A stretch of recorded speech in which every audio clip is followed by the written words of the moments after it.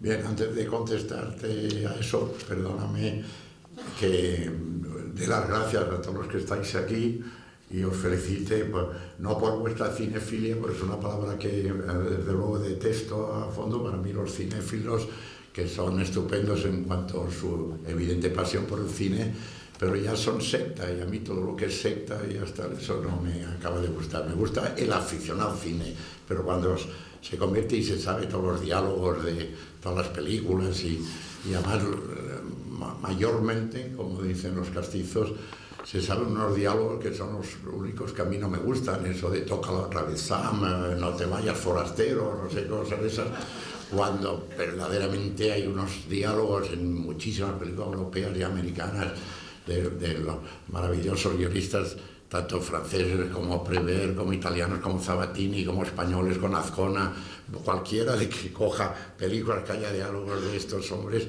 encuentran unos diálogos, pero no los recogen eso los cinéfilos. Ellos van con su palito, como los de la caza mariposa, a cazar unas frases que a mí me parecen evidentemente casi sin sentido, pero ellos las han convertido en míticas. Perdón esa intromisión, porque ha habido dos cosas en tu introducción. Primero, también agradeceros a vosotros que sea la tercera vez que estoy ya en Petrer, lo que a nivel estadístico representa que aquí la afición al cine es verdaderamente superior a muchos otros lugares, quizá con bastantes más habitantes, o por lo menos por afección a mí. A lo mejor es que es una cosa especializada conmigo, con lo cual me sentiría ya ruborizado.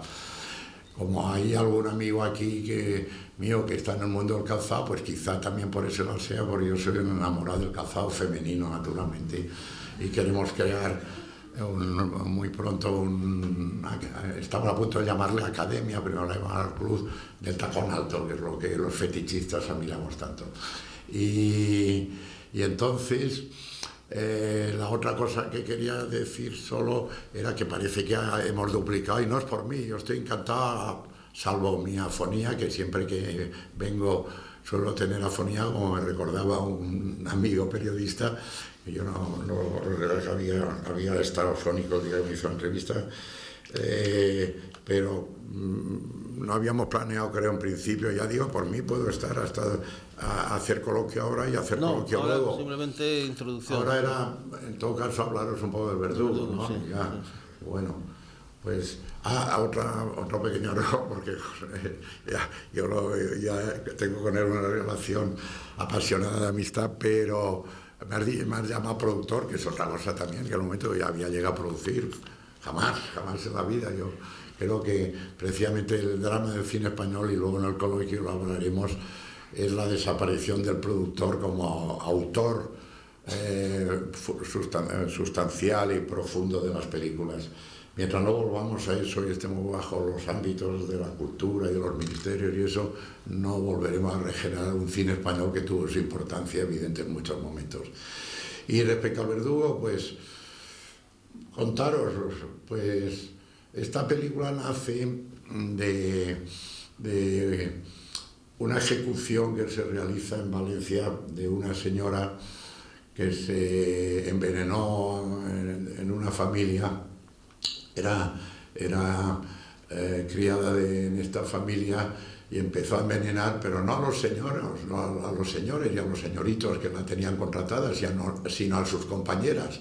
Es absolutamente fuera de la lógica este problema de que ella lo que quería es ser la única servidora de aquellos señores, con lo cual era una especie de proclama hacia lo que pudiese llamar esclavitud, pero ella quería ser la única, iba asesinando a todas las que entraban nuevas, envenenándolas en la casa esta donde servía.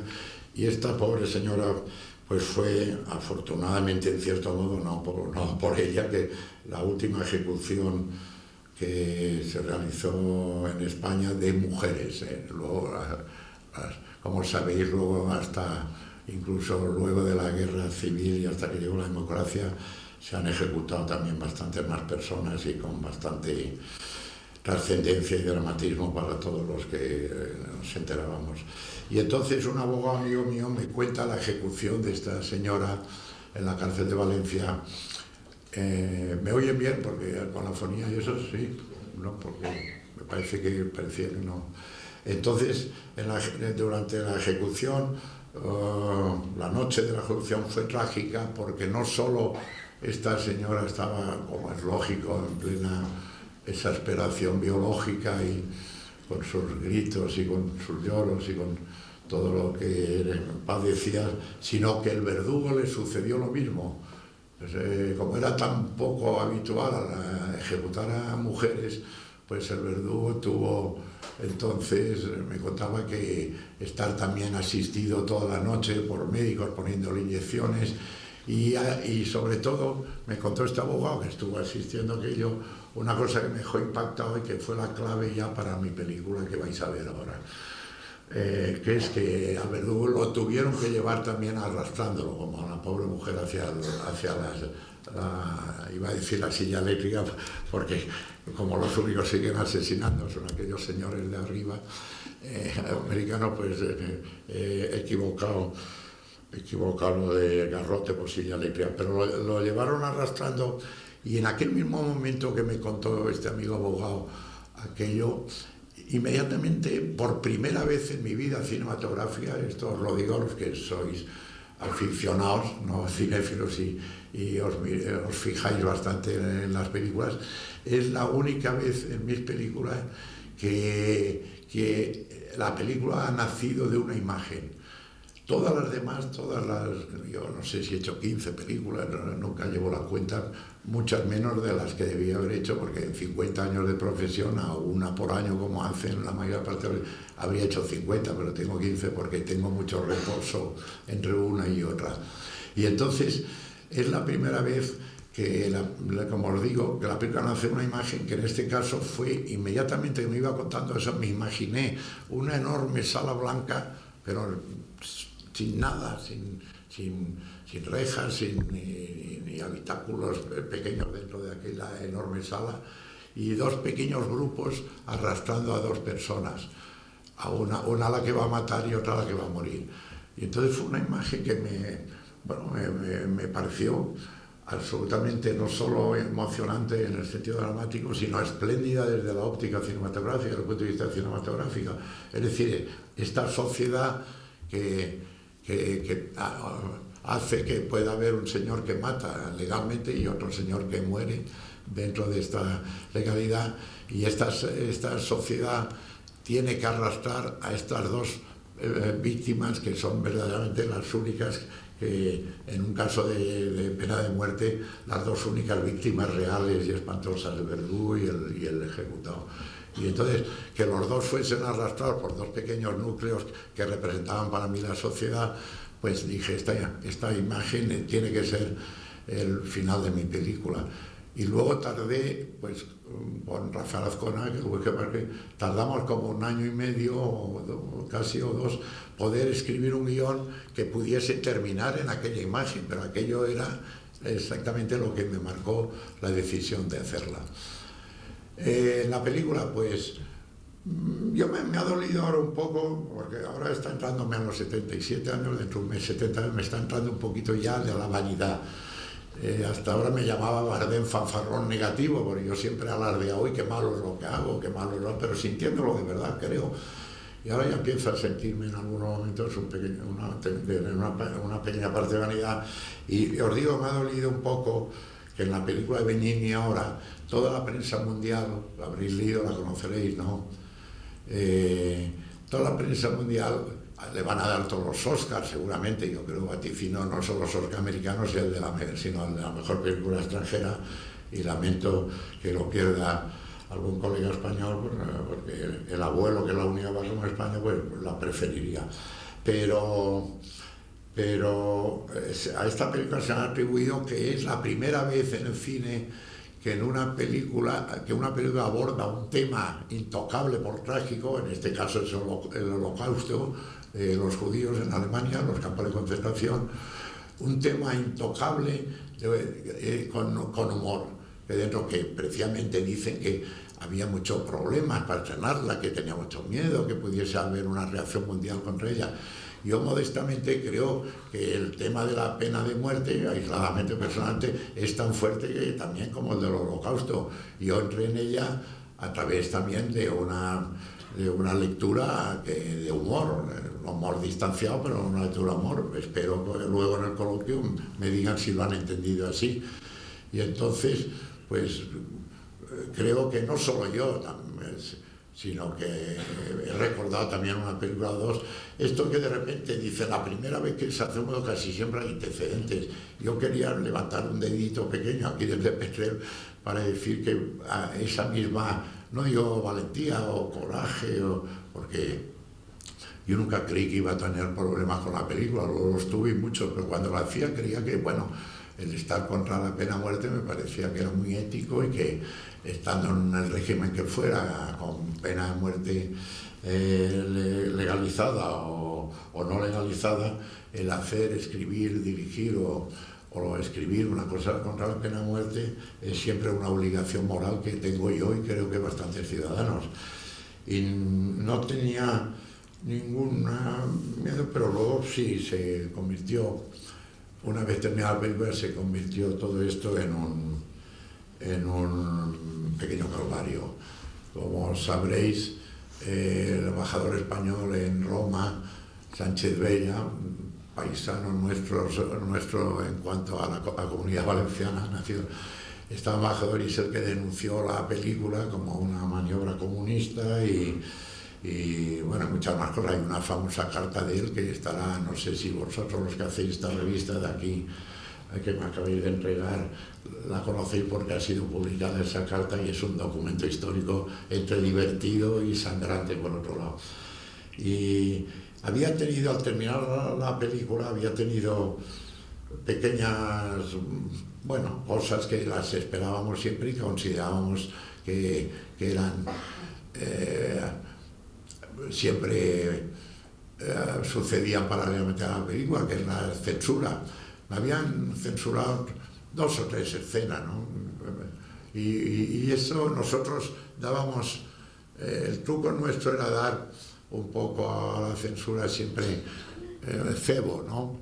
Pero a veces la censura picaba en el cebo que lo habíamos dado y otras veces no, pero bueno, en todo caso no me habían cortado gran cosa. Pero luego, a raíz de la carta del espectador, la cosa se volvió dramática. En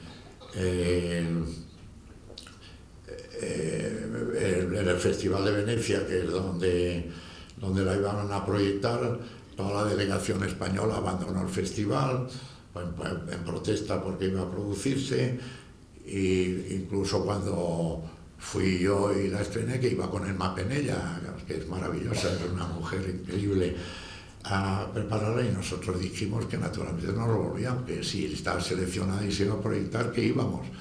Y lo curioso y la paradoja también es que el día que se iba a pasar en el festival se había convocado una manifestación de todos los anarquistas de Venecia contra la película, porque la interpretación que ellos le habían dado era de que el verdugo era Franco y que los asesinados, bueno, que la película era una especie de alegato a favor de Franco por haber matado a aquellos 2 anarquistas, cuando yo precisamente sí me siento más próximo a una ideología, la del anarquismo, ¿no? Y entonces, como creían eso, cuando iba a proyectarse, porque salimos del hotel, Emma Penella y yo, para dirigirnos al cine, pues nos avisaron todos que no fuésemos por la calle porque nos iban a apedrear, a lanzar de todo y eso, todos los anarquistas de Venecia, y que no nos preocupásemos porque había un túnel que se podía ir desde el hotel al cine. Yo, con mi maravillosa cobardía, que la he ejercido con gran gallardía por otra parte, por todo el mundo, dije que encantado, pero Emma Penella, que se sintió, como decía, como Agustina Arajón, dijo: los españoles nunca vamos por la calle y nos pueden hacer. Me cogió el brazo y me obligó a ir por la calle hasta eso, y es la primera vez en mi vida que un hombre que estaba en ese momento en una situación muy peligrosa, y que de hecho sucedió en España contra mi película, es decir, que el franquismo estaba intentando colocarme en el punto de mira ya tremendo eso, al mismo tiempo estaba siendo, piedra no le llegaba a tirar, pero tomates y cosas, y bueno, y también quizá algún casquillo que otro estaba. Y la paradoja del hombre en cierto modo independiente, que se está produciendo.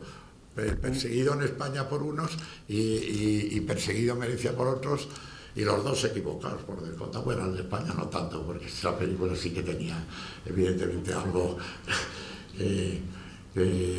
bueno, que intentaba en la medida que podía pues erosionar un poco lo que estaba gobernando en este país en aquel momento. Y bueno, no sé qué otra cosa contar, porque lo que reírme es la película. Sí, vamos a... Simplemente para concluir la presentación voy a permitirme leer una frase que el propio don Luis escribe en el año 61. Dice: lo que se llama humor negro, denominación anglosajona que a mí me molesta, creo que en definitiva es el humor español, el humor genuinamente nuestro. Nosotros ya hemos inventado esto hace muchísimos años. En mí, más que el humor negro, lo que siempre ha estado latente es la pizcaresca española.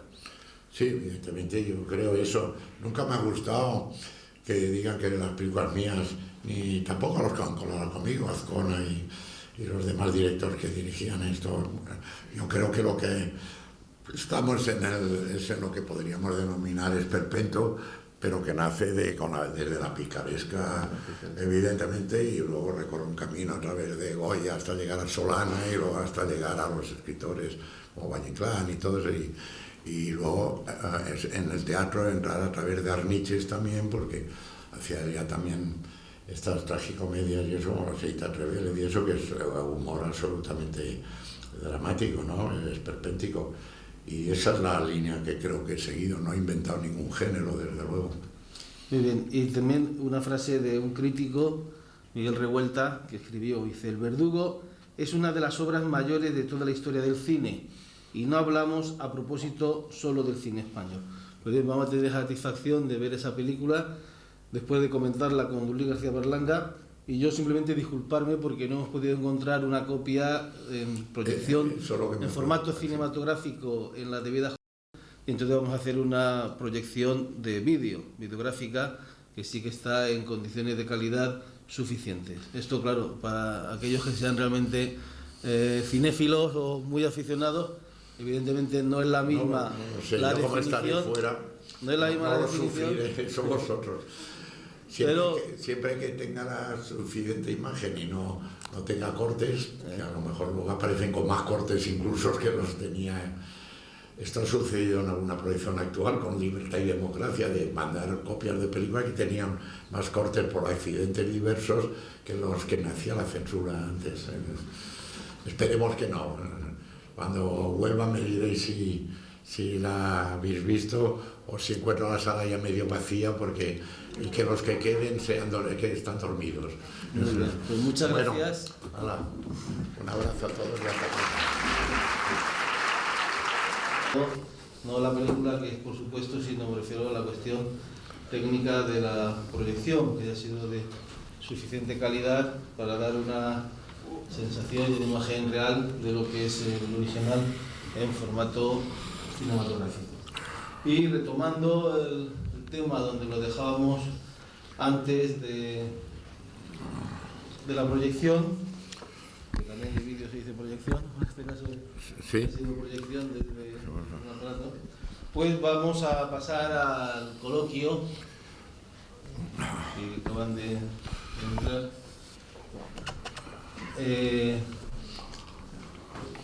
No sé si queréis grabar los del grupo Atalante, queréis grabar, si queréis poner algún aparato o algo podéis. Si queréis ponérselo aquí a don Luis, podéis hacerlo. Pues vamos a pasar, tenemos un micrófono inalámbrico en la sala, por lo tanto vamos a pasar directamente, ¿no, Luis? Sí, es que hay estas luces. Baja un poco las luces. Vamos a pasar directamente al coloquio, después ya hemos hecho la presentación antes de la película. Y por favor, el que desee formular alguna pregunta, que levante el brazo para que le vea el funcionario. Esto aquí.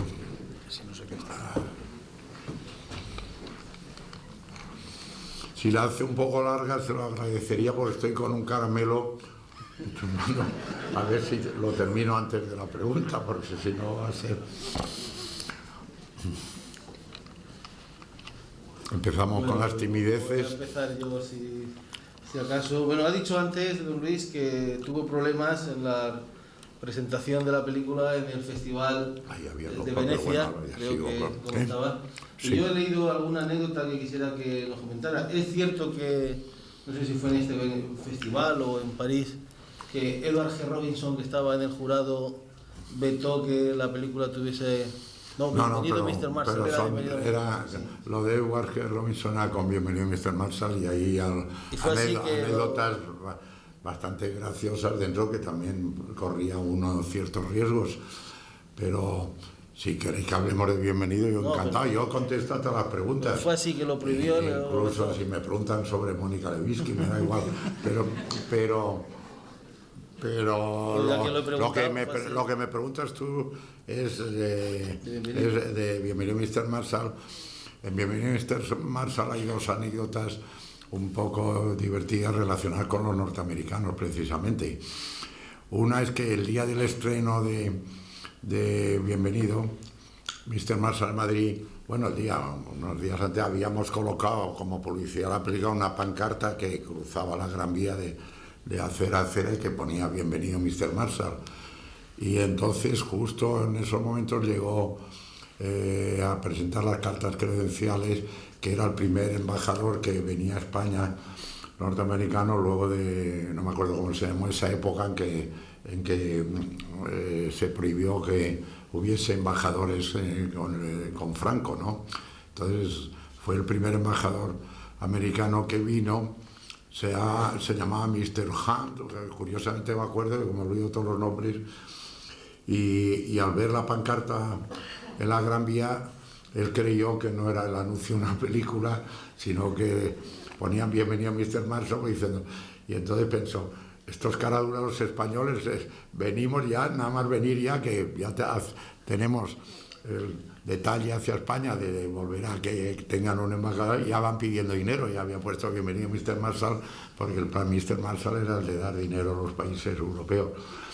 Y cuando llegó, según me contó, yo creo que esta es relativamente fidedigna, porque el que me lo contó sé que era un hombre que estaba en el Palacio Real, como en la intendencia del Palacio Real. Luego dice que verdaderamente tuvo un inicio bastante enfadado al embajador, en el que le dijo a Franco, porque Franco no sabía que iba la cosa, y le decía, pero ustedes de ahí poniéndonos, y el hombre no sabía que iba la cosa. ¿Qué es eso de poner ya inmediatamente que les demos el plan Marshall y demos dinero? Y la otra anécdota, ya en Cannes hay varias. Cuando fuimos, nosotros habíamos hecho unos $, de publicidad a la película, fotocopiados, y en vez de Washington, me parece que Washington lo que estaban los dólares, o es Lincoln, no sé, bueno, en vez de los dólares auténticos, por un lado estaba Lolita Sevilla con sus peinetas y eso allí en el dólar, y por otro lado Manolo Morán vestido andaluz y nuestro gran Isbert también, con la cosa esta de alcalde que tenía en caricatura además.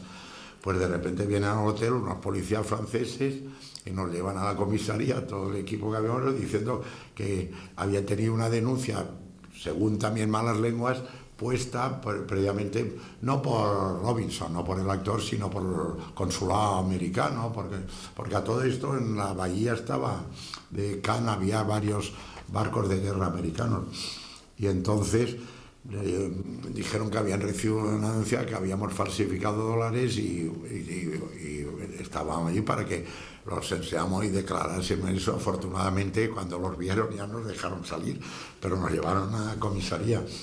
Y la segunda es la que ya conocida, supongo, por todo el mundo, de la protesta de Edward G. Robinson por la aparición de la bandera americana.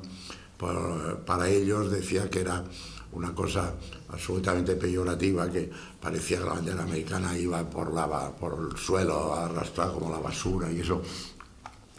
Y ahí estaba equivocado el hombre totalmente, porque eso se ha solucionado, aunque yo siga defendiendo el blanco y negro, mucho se ha solucionado con el color, pero él no sabía que, aparte que allí no había nada de un deseo de decir, los desechos se los lleva, en cierto modo, bueno, los desechos en un sentido poético limpio, sí, pero al final de la película había un arroyo que no, coño, he visto otra.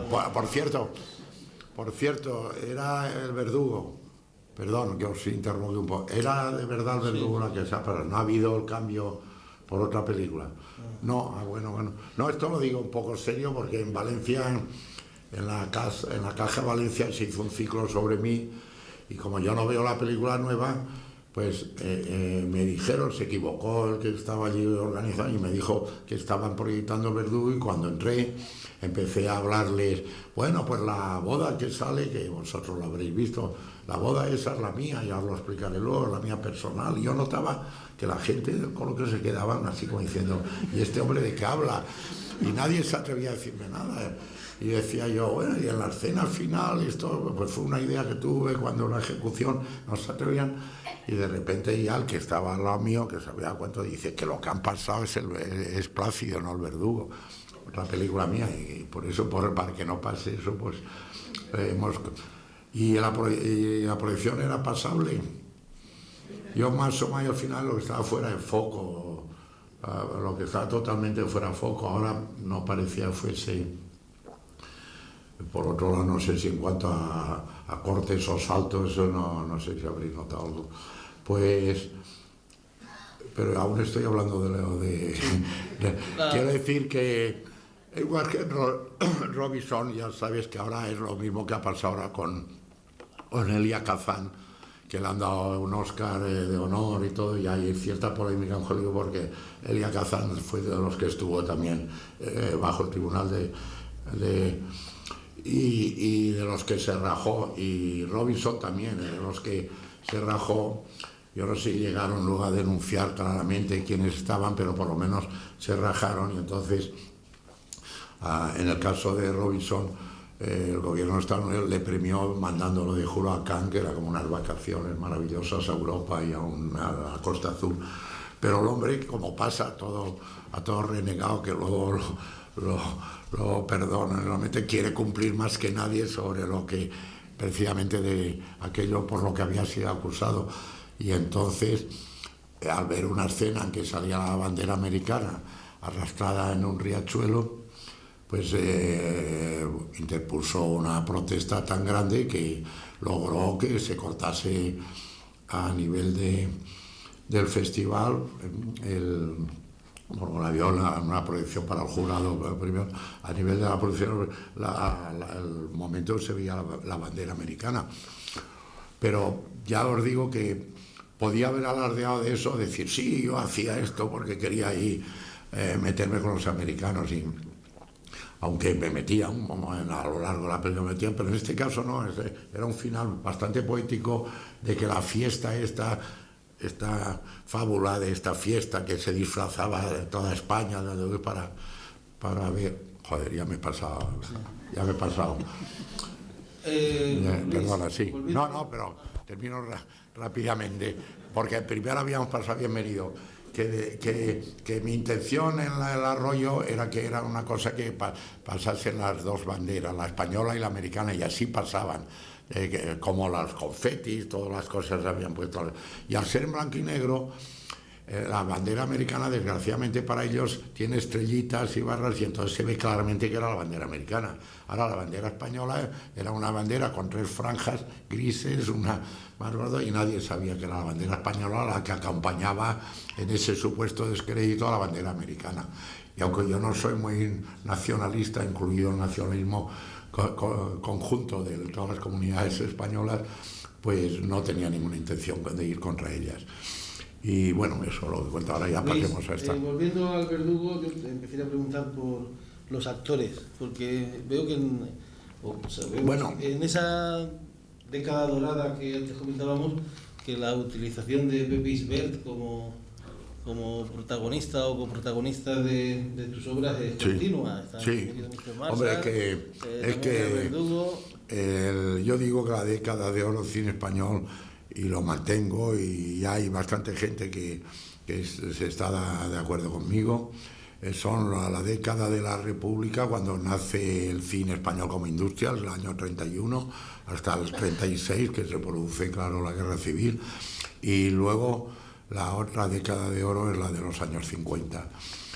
Y entonces en esa época es cuando brillaban esa serie de que hasta la Academia Española les he tenido que reñir, y en Hollywood también se hace igual con los Oscars, de llamarles actores secundarios. Esto es un insulto, porque yo los he bautizado siempre como actores genéricos, actores característicos o actores de carácter, que es lo mismo que el carácter, así es como hay que nombrarlos.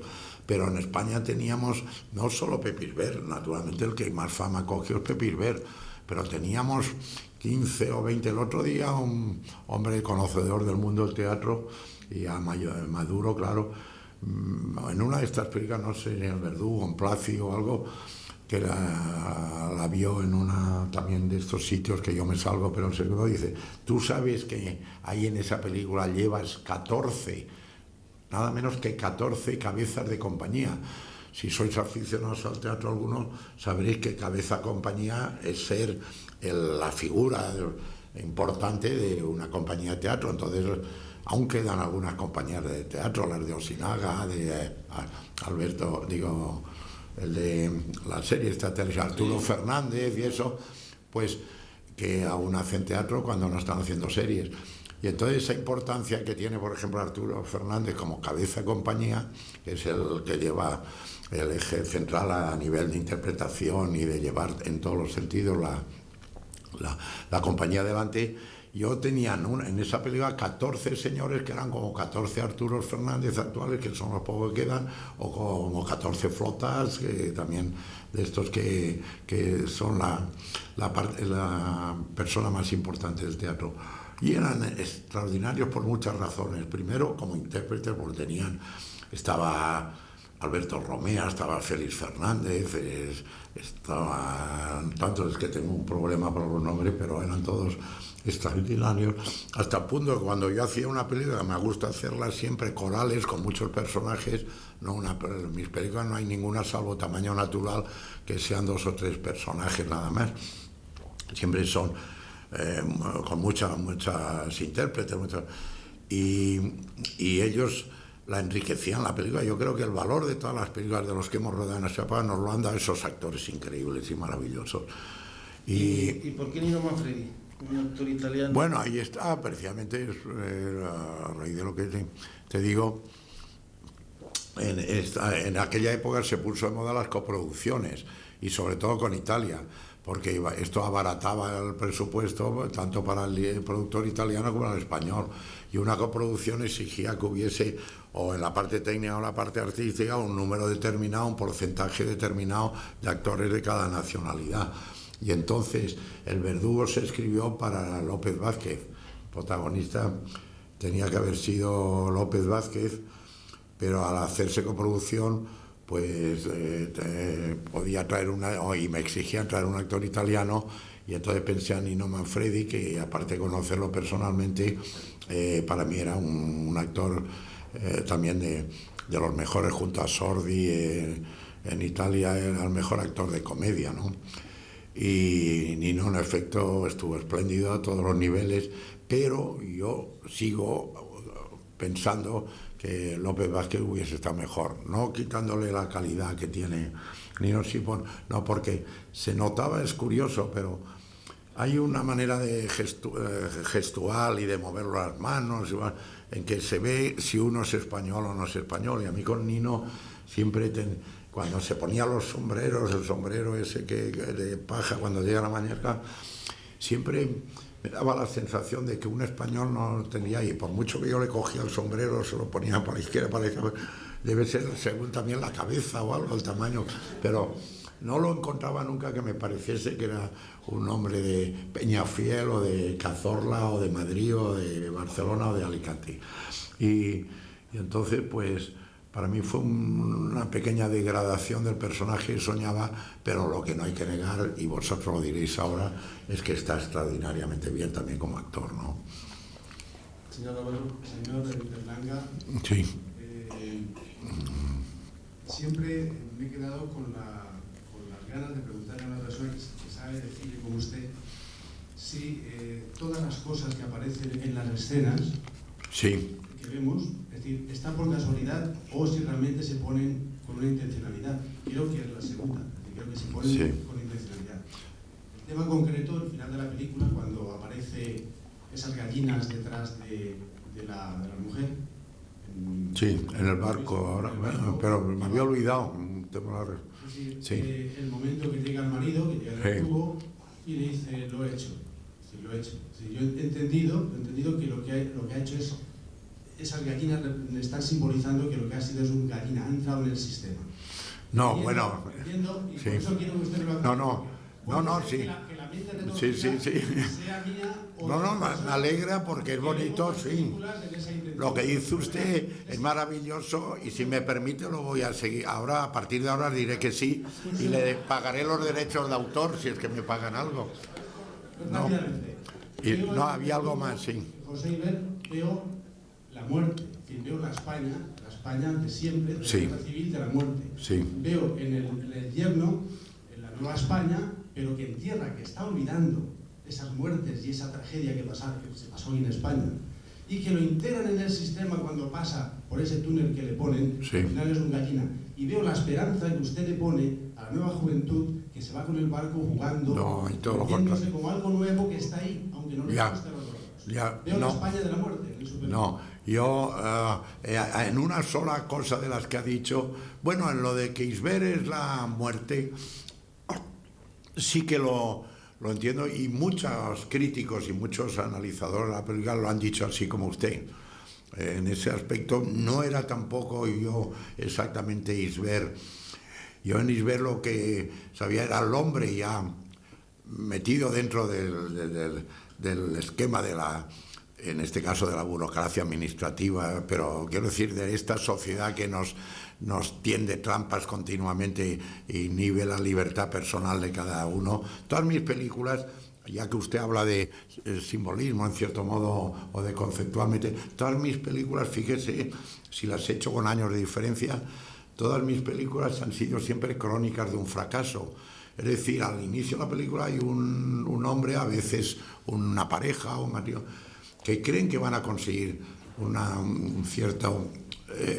cierta subida de escalón en el nivel de vida, en el nivel que está en la sociedad, que van a poder subir, que van a dar un paso adelante, no solo en el estatus que pueden llegar a conseguir, sino también en su propia libertad.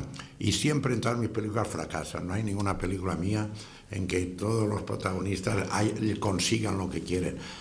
Así es que dentro de que soy un director de humor, de comedia, son siempre películas en cierto modo fatídicas, ¿no? Y aquí, en esta, respecto a lo que dice, por ejemplo, es verdad, porque a mí no me gustan los finales emblemáticos, los finales que quieren tener una doble interpretación. Solo lo he hecho en el verdugo precisamente, pero no lo que usted está señalando, sino en esos jóvenes a los que usted ha querido dar el mensaje optimista, el mensaje de futuro. Y es todo lo contrario. A esos jóvenes yo los planteo no exactamente jóvenes, sino como esa misma sociedad, y en este caso además unos niños de esos llaman pijos o de esto, unos supuestos, que ha matado un hombre, ha pasado en la realidad, vamos, de que narra la película, pero también a través de lo que yo como director, pues es una escena absolutamente, para mí, pensando en lo que es una pena de muerte, pues absolutamente terrorífico. Y aquello es la ignorancia de la sociedad hacia lo que sucede y lo que está pasando. Así los quise poner. Es más banal que lo que usted dice, porque usted lo ha compartimentado en las tres generaciones, la que ha habido la guerra civil, la después de la guerra civil y bueno, y la que va a venir a partir de entonces. Pero no, yo eso no. La barca que se va es completamente lo contrario, es la gente absolutamente inhibida de todo problema existencial y de todo problema. es la frivolidad, esa barca, pero aparte lo hice con esa intención y luego en cambio lo hubiese cortado aquello porque no me gustó nada y el twist aquel me salía un poco lo que... Para mí la película termina con la frase de Manfredi, la hubiese debido terminar allí, que dice, lo he matado cuando dice... No lo haré más, me parece recordar, porque como no las veo, dice Nino Manfredi el Verdugo, dice, no lo haré más, ¿no? Y le dice Isbert, eso dije yo la primera vez también. Ahí es donde está el corte de la película, creo.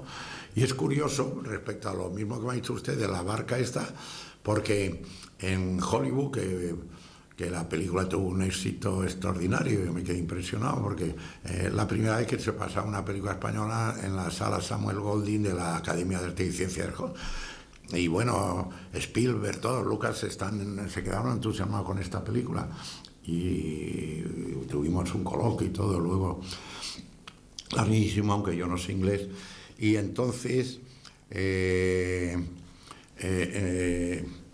porque ya se me ha olvidado porque no, pero era respecto a lo que estaba hablando de que el director de la escuela de cine, hay dos grandes universidades en Hollywood, Los Ángeles, vamos, donde estudia cine con unos medios fabulosos, la UCLA, la Universidad y la Universidad del Sur de California, y la otra, que la UCLA es, digamos, la oficial, la otra la privada, o al revés. ¿No?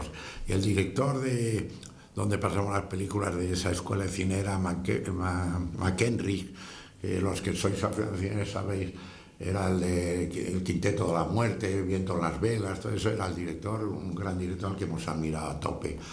Y él me decía siempre, Berlanga, el mejor final, yo siempre lo digo en mis clases, el mejor final del cine de todas las películas es el suyo, el del Verdugo. Yo solo pensaba en la barquita esta jodida y decía, ¿cómo este hombre me puede decir que el mejor final, a sus alumnos y todo, les decía, el mejor final de todas las películas de la historia del cine es el de Verdugo? Hasta que me explicó luego que él se refería a la gran sala blanca, las dos pequeños grupos arrastrando al que va a matar y al que va a morir, ¿no? Pero claro, yo creía que era el final de Imagen Frío, y me quedaba siempre hasta que me lo pudo explicar. Buenas noches, señor Berlanga. Yo le quería preguntar... No veo quién es. Gracias. Un saludo, buenas noches. Yo le quería preguntar, bueno, más bien... usted siempre ha sido una persona enormemente aperturista en el tema del erotismo y el sexo. Sí. Entonces... Me enorgullezco. Correcto. Entonces creo que es usted como patrocinador de la... Sonrisa Vertical. Sonrisa Vertical, sí. Creo que ha ganado... Patrocinador y dirijo la colección, sí. Damos un premio anual que... A ver cuándo se animan algunos de ustedes. Luis Antonio de Villena creo que lo ha ganado este año. Sí, este año Luis Antonio. Sí. Entonces mi pregunta es si usted ha tenido en la década de los 50, 60 alguna anécdota o algunas trabas con su punto de vista sobre el sexo y las situaciones que se daban. Digo, anécdota o algún comentario que nos pudiera hacer. Sí. Y también, esta es una pregunta un poco rara, pero que también, puesto que estamos en un pueblo zapatero, ¿qué le merece la opinión de lo que llamaríamos que ha sido el tacón de aguja a la mujer? Hombre. Aquí tenemos. Si cree usted conveniente hacer algún comentario al respecto. Sí. Las mujeres me querrán matar, las señoras de que están aquí, pero en fin, yo las obligaría a ir continuadamente con el tacón de aguja, y además de 12 centímetros para arriba. Y porque, quizá traspase lo estético, yo también no, pero tengo una gran pasión por lo estético en el zapato, pero al mismo tiempo por la parte erótica que tiene el zapato, la media, sobre todo porque yo lo primero que admiro de las señoras, y empiezo siempre mirándolas desde abajo arriba, no de arriba abajo, y entonces empiezo y todo lo que es el zapato, el pie, la media, y vas subiendo, y luego cuando llegas arriba pues se encuentra la mayor parte de las veces una mujer, además guapísima, pero tardo en llegar ese periodo que me cuesta, y a veces te encuentras con un transvestí, que también lo respeto mucho, pero sí que, bueno, pero esa es su última parte de la pregunta. Yo les puedo decir que aquí precisamente está el director del Museo del Calzado de Elda, está entre nosotros, aquí lo tenemos, José María Amat, y que yo como me gustó mucho saber que se iba a crear el museo, que ya estaba creado por otro lado, pero yo creía que se iba a crear ahora con la construcción del nuevo edificio, pues entonces me brindé a hacer lo que pudiese también, porque mi pasión por el zapato compartida ahora mismo. Acabamos de crear un premio de periodismo sobre el calzado, ¿no?, femenino. Yo lo hubiese precisado sobre el tacón de aguja, porque esa es mi gran pasión. Y no lo hemos dado todavía, pero nos han escrito textos muy bonitos apasionados por el tacón de aguja, gente como Juan Manuel de Prada, que conoce el Premio Planeta, escribe un artículo en blanco y negro precioso, el periodista Martín Prieto, también otro extraordinario, y bastantes más escritores españoles, y luego hasta de Estados Unidos. Publicó un artículo que se ha enviado también para el concurso, una escritora americana que lo había hecho en el Vogue. Y lo digo para comprobar que sí, que es verdad que mi erotomanía tiene una gran parte también del fetichismo de las piernas femeninas y de todos los accesorios que esas piernas llevan, ¿no? Y respecto como ha hecho usted, respecto a la colección, también me satisface mucho dirigir una colección erótica. Tenemos también el orgullo de que nos han escrito novelas para esa colección, desde Camilo José Cela a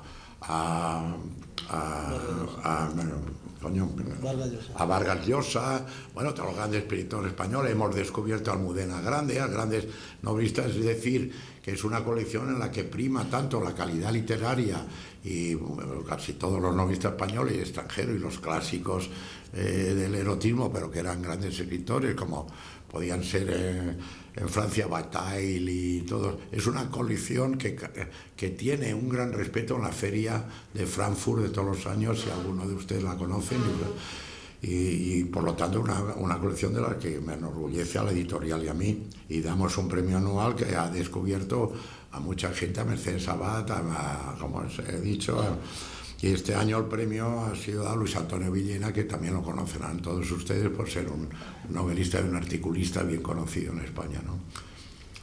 Señor Berlanga, quería preguntarle una curiosidad que tengo respecto a esta película que acabamos de ver, El Verdugo. Hay una escena en la que está el escritor Corcuera dedicando... ¿Qué, perdón? El escritor Corcuera. Sí. Está dedicando unos libros. Entonces hay un momento en que se acerca Elena Santonja. Elena, que lo hace muy bien. Además, Elena trabajaba en muchas películas mías, sí.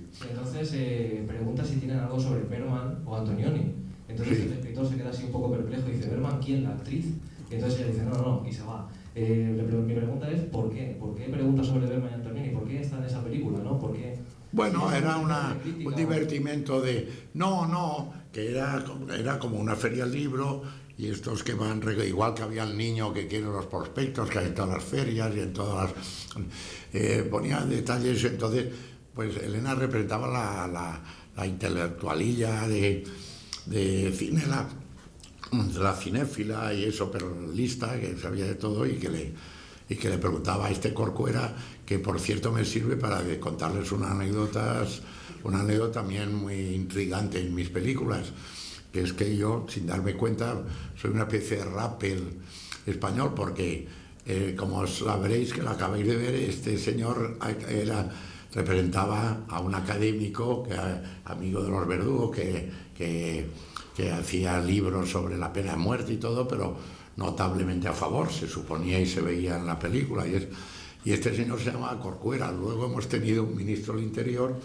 que ha estado un poco en una línea un poco dura, aunque tengo aquellas a decir aquí, aunque no le fuese a llegar ni nada, que es amigo mío, que es un hombre encantador, que lo tengo un gran afecto, y que la ley de la patada a la puerta, pues bueno, fue una cosa que también la magnificaron quizá, pero la casualidad esa es que un hombre que ha cogido una fama de duro y de todo como ministro interior, y que se llama Corcuera, ya salía 10 años antes un personaje también un poco en esa línea que se llama Corcuera. Y luego, por ejemplo, si han visto ustedes Patrimonio Nacional, una película mía, pues hay un momento en que sale un amigo del Marqués de Leguineche, que es el protagonista, que viene a Madrid a arreglar su palacio porque cree que la corte que se va a instaurar monárquica va a ser de saraos, y esta corte a la antigua con cortesanos y todo esto, y monta todo este palacio. Y le llega un amigo suyo, en una de las escenas lo visita y le dice, pero tú estás gilipollas o qué. Aquí lo que hay que hacer ahora nosotros con nuestra monarquía es el momento de vende la finca, vende el palacio y a pegar pelotazos, no quizá la palabra y a ganar dinero y lo más rápidamente posible. Esto está fácil de hacerlo ahora, dice así, y lo más rápidamente posible que se pueda dar. Y ese señor se llama Solchaga, que es el que dijo, pero también antes no teníamos ni idea que se llamase Solchaga.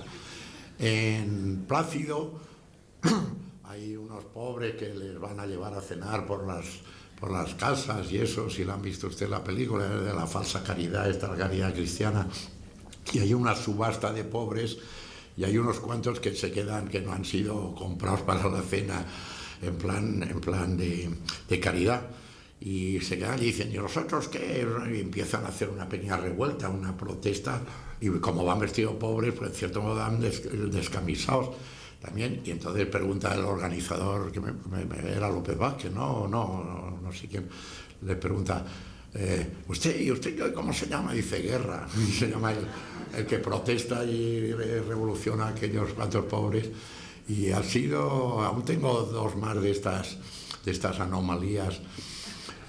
Me pasó una cosa muy curiosa, precisamente también intervenía Elena Santonja en Nacional 3, me parece que era yo, ya más un lío en Revirviga, pues salía el programa de Elena Santonja, que lo hacía ella, iba a Ciges como si fuese un diputado tránsfuga, y entonces le llamaban a ese diputado tránsfuga, le llamábamos un nombre que se me ha olvidado ahora, le pusimos un nombre como a todos los personajes, y luego fui a Logroño, a los festivales esos que se hacen en Logroño, y estando en una comida, pues estaban las autoridades allí, y entonces se me acercó un señor que era pues algo importante, diputado o presidente de la Diputación o algo, un político importante, y dijo, hombre, señor Berlanga, yo he visto su película, me ha gustado mucho, pero eso que haya puesto el nombre mío como de diputado tránsfuga,